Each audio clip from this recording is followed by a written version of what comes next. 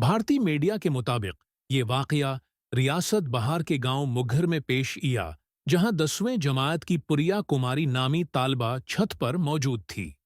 Media reports में बताया गया है कि सर्द मौसम के बायस प्रिया छत पर धूप में बैठकर पढ़ रही थी कि बंदरों का झुंड छत पर आ गया, जिसे देखकर वो खौफजदा हो गई। ये भी पढ़ें भारत। बंदरों के खौफ से खातून घर की छत से गिरकर हलाक। भारत में बंदरों ने हमला करके 10 साला बच्चे की अंतें निकाल दें। जापान में बंदरों के हमलों से 42 शहरी जख्मी। रिपोर्ट्स के मुताबिक मोहल्ले वालों ने बंदरों को देखकर शोर मचाया तो लड़की ने छत से भागकर घर में जाने की कोशिश की।